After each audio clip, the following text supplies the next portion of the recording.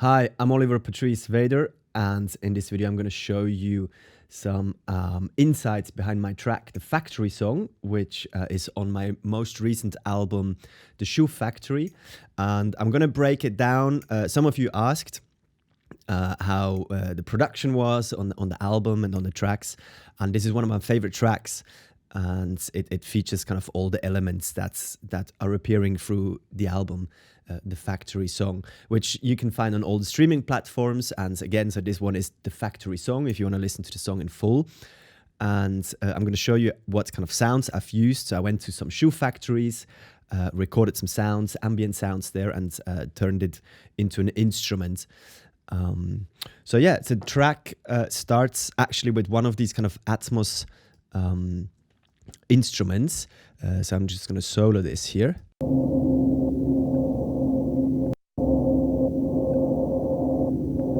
So here not so much is happening. This is just kind of to set the tone. If we kind of just go a little bit further into the track, I'm actually playing an instrument and I'm actually playing the ambience.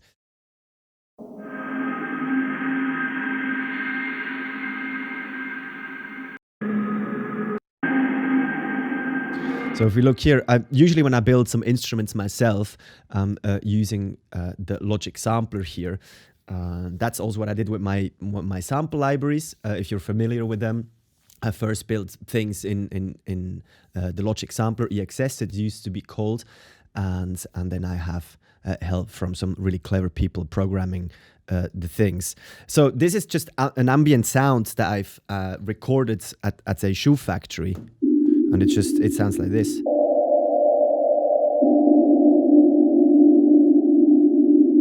I removed a little bit. I looked for the strongest point of the sound, and then I removed a little bit, kind of the lows and the highs, and I made it into more or less a playable thing. And then I send it through further delays and effects, and I actually use this microcosm quite a lot on my album. Here and there, I don't quite get exactly what it does, but it somehow gives me some surprises here and there, which I find quite inspiring. But anyway, so the more or less raw ambient sound sounds playable like this.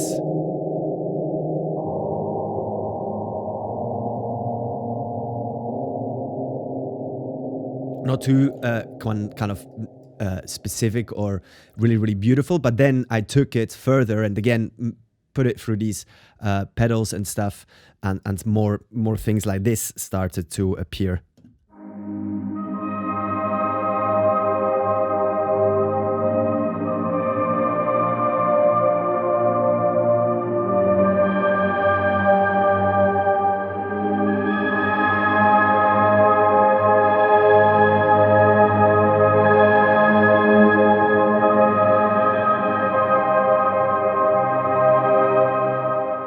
And stuff like that I just find utterly inspiring. But yeah, so this sets the tone here. And then it's me noodling on my favorite instrument, which is this whirly here, through some effects.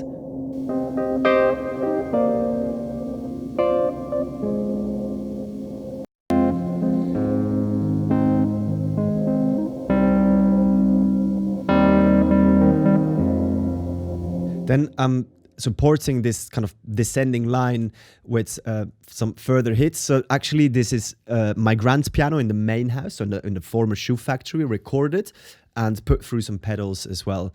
I haven't quite turned that into an instrument. Well, I have now, but not at this stage, so that's why it's here, the audio files.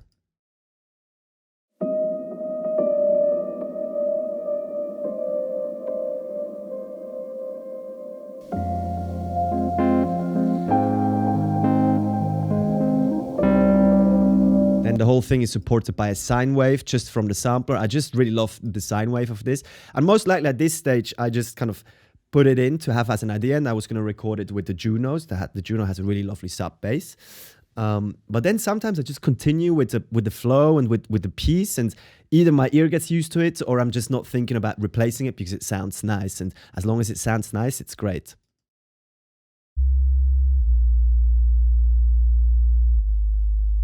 It's just really warm and lovely sounding there. And then my loop comes in with the Juno, so there's a lot of looping going on, and I have here my rig set up. The Wurlitzer actually also goes through it, so that's why I can't divide the Wurlitzer and the Juno to show you. It's just in one take. But again, that's kind of the magic. It's not always perfect, but kind of in the moment, it's nice to capture this.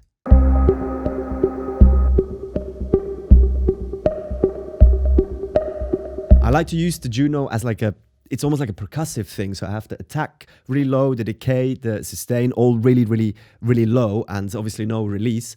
And then sending this through a bit of delay, etc. Using my the chorus echo. Everything is quite noisy as well. But if you listen carefully, kind of the noise on the offbeat, it kind of gives this like, and I quite like these nuances.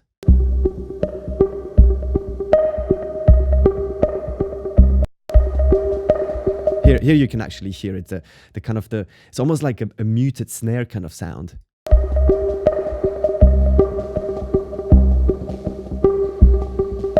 And I have an LFO going on a bit slow, quite slowly, so it doesn't exactly sound the same all the time. And you have a little bit of variation, so your ear doesn't get drawn to it because it's like a really kind of sterile loop. And then here, yeah, of course, the brass trio, which is a huge part on this album. More so the sax, actually, which I've recorded as well as Florencio. He lives here in the village, and I've invited him. The idea was actually a tuba, trombone, and a tenor sax. But then I met him, and I really loved his tone and his feel and everything, and I heard him play, and he at the time he was better connected than me in the village, and he knows all these players. And so he said that he knows a good horn and trombone player, and that he could also join with alto sax. And so I thought, well, that's actually a great opportunity. Let's do this. And so he came first in a separate session to just kind of check it out and to lay down some guide tracks. But to be honest, this is the first track. This is the first thing he played on, and I just set him up in the shoe factory and played him the track, and it was like, look, just see what you feel, and then he just played really wonderfully. And one thing actually I did, so as I was mentioning, I was going to go for lower brass, kind of, the brass for me is connected to, it's grounded, it's the grounded kind of element of the orchestra, so shoes and, being connected to the floor and the ground. So I thought brass could be a nice thing to do. Also in my first album, I recorded strings. Last year or 2 years ago, the Pool project, it's woodwinds and voices. So I thought I want to work with brass. That could be quite exciting. And because it was an alto sax a little bit higher and a little bit thinner than potentially a tenor sax, I came up with this idea of pitching it down an octave and panning it opposite way. And it sounds, to my ear, like quite a lovely effect.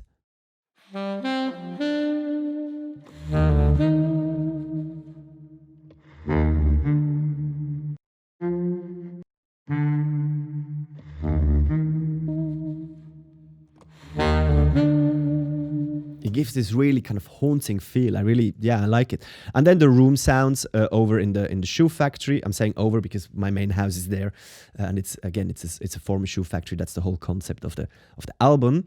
And I put some C414s up in the room, in the gallery upstairs, basically, and it sounds quite nice.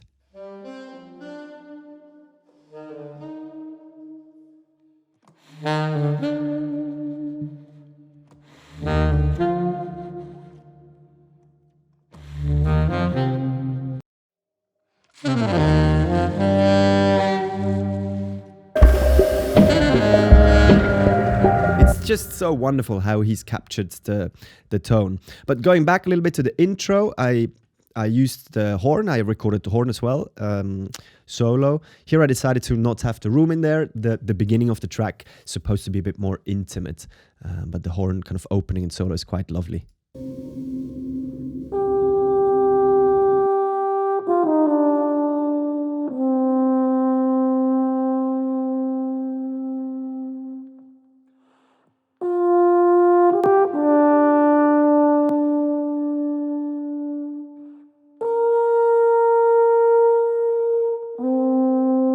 You still get the reverb from the room, and also I've added a bunch of effects on there. I don't want to go too much into all the effects and reverbs, but basically I'm enhancing the reverb by sending some delays through reverb and back to delay and back to the reverb. So you create almost this extra instrument of reverbs, which I always quite love to play with. And it starts to kind of really sparkle when you send delays to reverbs, etc. Then the next most important part really is these kind of percussive hits that I've recorded in the factory. Kind of, I don't know how to say this in English, really Nietenstanzen. It's like when they put where the holes are of the shoes, where you then put the cords or the string to tie the shoes, and they put it in there, and it gives this really kind of powerful sound. Like this one. It's quite cool. It has this snare quality. Also, I'm filtering out a little bit. Careful, this is a little louder. So I just kind of checked where it would fit in the track, and I think a little bit more kind of toned down and not so sharp. It'll sound quite nice.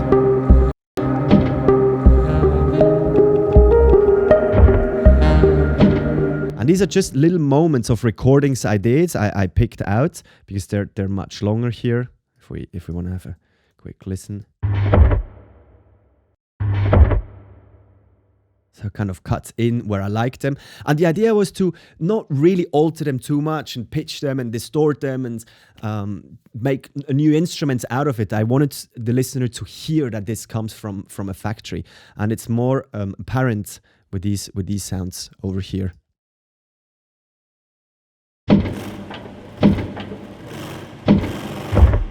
And this is like a sewing machine, which I really love the sound of.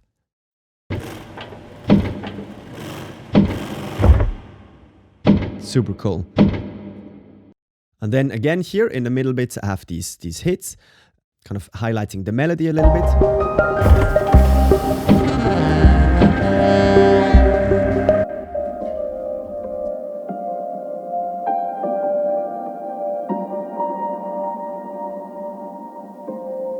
The warps down here.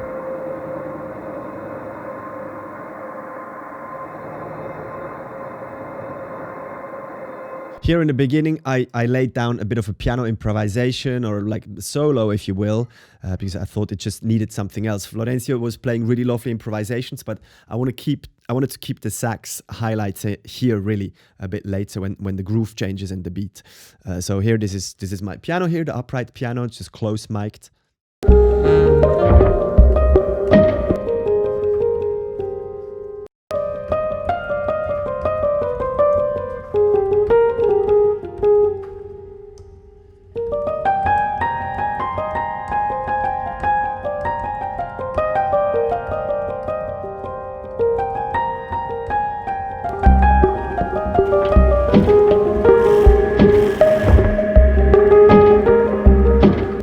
And then in the second part, it kind of kicks off a little more, so it becomes a bit more groovy.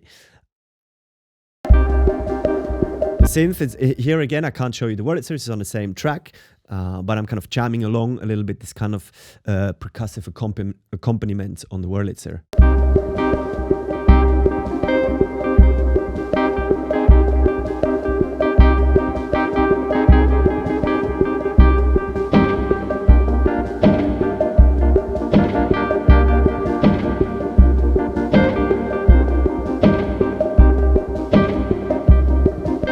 A kick here. So again, the lower, this is an arpeggiated Juno rhythm, and the lower notes, because it's so cut off, it has this really kind of kick quality.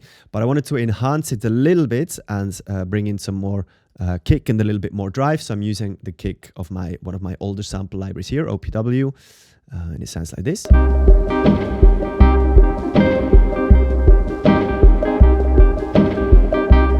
Then my really good friend Juan Espiga, who laid down some lovely percussion. We record that usually in his wonderful studio in Madrid. He featured on all of my albums, percussion on the first one, and some really lovely vocals with his band Club del Rio on the Pool project. And here's just some really, really subtle and lovely shaker work here.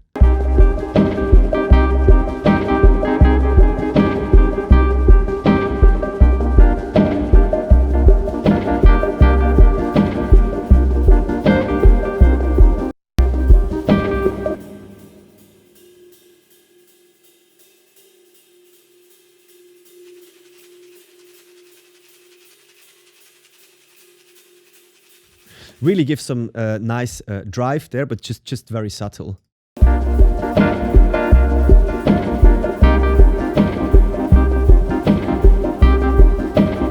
I'm doing some more percussive work on the piano here.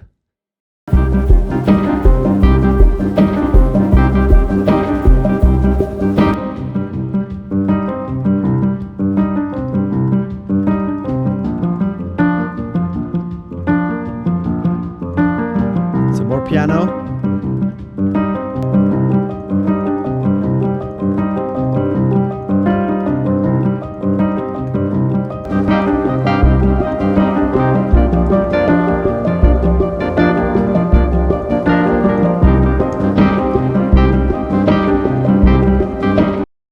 And you can hear it's quite busy, but the Wurlitzer is really, really far back, and the pianos are panned like that.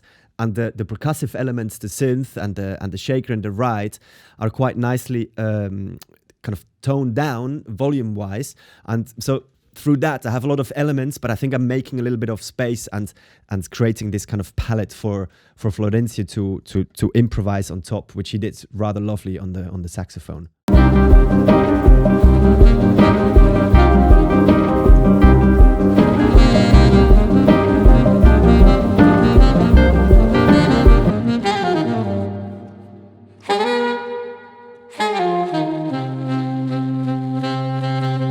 Just such a nice feel, and the phrasing and everything, and it just fits so perfectly into this track. Again, without this lower kind of saxophone part, I feel it's a little light in the mix.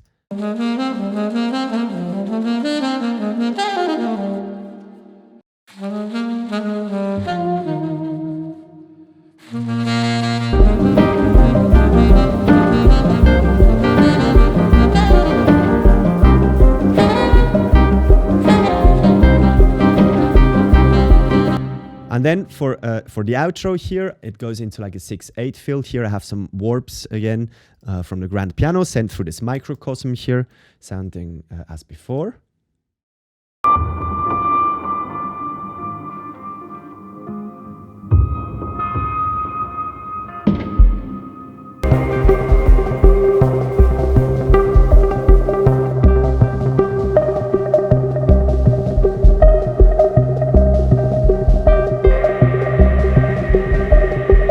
Again, the kick here complementing the rhythm of the Juno up here.